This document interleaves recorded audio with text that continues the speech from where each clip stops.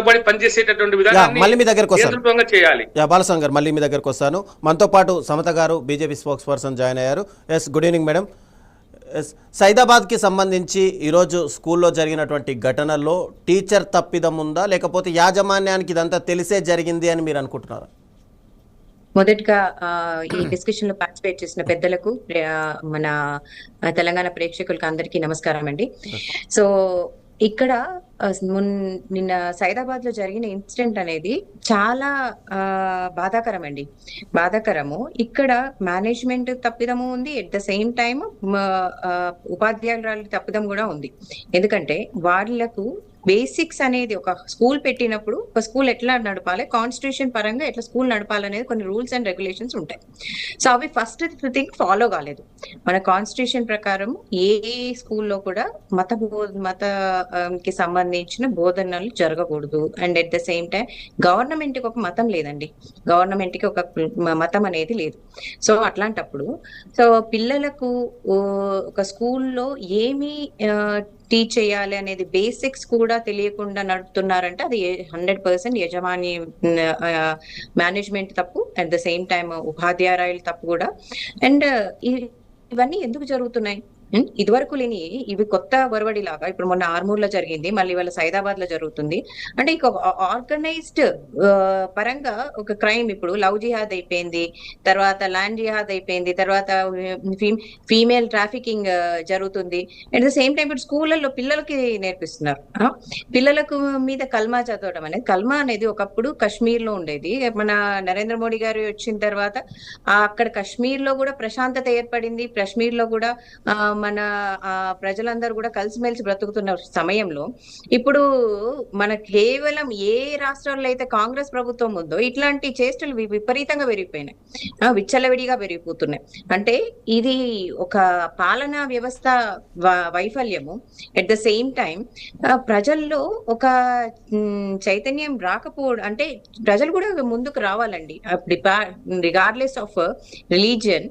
ఈ ముందుకొచ్చి ఇది తప్పు అని చెప్పాలి, ఇది కరెక్ట్ కాదు, అటువంటి వాళ్ళని శిక్షించాలి, అటువంటి వాళ్ళ మీద ప్రశ్నించాలి.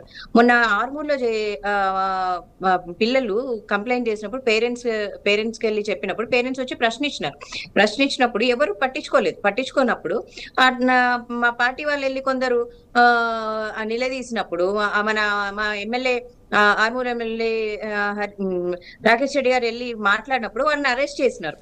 అంటే ఇప్పుడు గుళ్ళ మీద దాడులు జరుగుతున్నాయి. ఇవన్నీ జరిగినప్పుడేమో వాళ్ళు మతి స్థిమితం లేని వాళ్ళు అని తీసుకొని పాగల్ఖానాలు వేస్తున్నారు.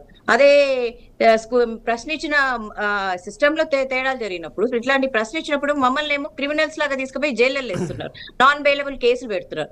అంటే ఏంటి ఎక్కడికి వెళ్తుంది ఈ వ్యవస్థ? ఇది మనం ఫస్ట్ గమనించుకోవాలి. అంటే ఒక అబ్యూస్మెంట్ పాలిటిక్స్ చేసినప్పుడు మనకు ఒక హిందువుల పక్కనే ఒకటి హేట్ స్పీచ్ లో ఓన్లీ హిందువులకే వర్తిస్తాయా, మిగతా వాళ్ళకి వర్తించాయా? ఏంటి జరుగుతుంది? అదే ఇప్పుడు స్కూళ్ళల్లో క్రిస్మస్ జరుగుతున్నప్పుడు హిందూ పిల్లల్ని కూడా శాంటా క్లాస్ డ్రెస్సులు వేసుకొని రమ్మంటారు. ఓకే, సో అది ముస్లింలకు ఎగ్జంప్షన్ ఉంది. మళ్ళీ తర్వాత బక్రీద్ జరిగినప్పుడు చిన్న పిల్లలకు బక్రీద్ ఎట్లా వస్తారు అది అని డెమాన్స్ట్రేట్ చేయించి చూపిస్తున్నారు. అంటే ఏం నేర్పుతున్నాం మనం స్కూళ్ళల్లో? ఎక్కడికి వెళ్తుంది వ్యవస్థ? ఇది తప్పకుండా ప్రశ్నించాల్సిన విషయం అండి. ఇప్పుడు అన్నగారు చెప్పినట్టు, అన్నగారు ఏమన్నారు, అందరూ regardless of all these things హిందువులు ముందుకు రావాలి, అట్లానే విజ్ఞానులైనా ముస్లింలు కూడా ముందుకు వచ్చి ఇట్లాంటి కన్వర్షన్స్ అనేది ఎందుకు జరుగుతుందా, ఇది తప్పకుండా తెలంగాణలో యాంటీ కన్వర్షన్ లా అనేది తీసుకురావాలండి. అప్పుడే ఇట్లాంటి ఇప్పుడు వాళ్ళు వెళ్ళి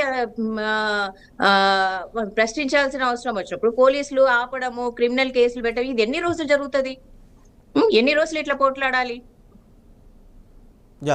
ముస్తాక్ గారు చెప్పండి, ఇలాంటి ఘటనలు పునరావృతం కాకుండా ఉండాలంటే ఏమైనా కొత్తగా పరిపాలన, అదే విద్యాశాఖలో ఏమైనా సంస్కరణలు జరగాల్సిన అవసరం ఉందంటారా? ఇందులో ఒక విషయం గమనార్హమైనది ఉన్నది. అదేంటంటే మన స్కూల్స్ లో ధార్మిక విద్య కూడా బోధించడం అనేది గతంలో కూడా ఉంది, అలాగే చాలా స్కూల్స్ లో ఉంది. ఎలాగా ఫర్ ఎగ్జాంపుల్ క్రిస్టియన్ స్కూల్స్ ఉన్నాయి,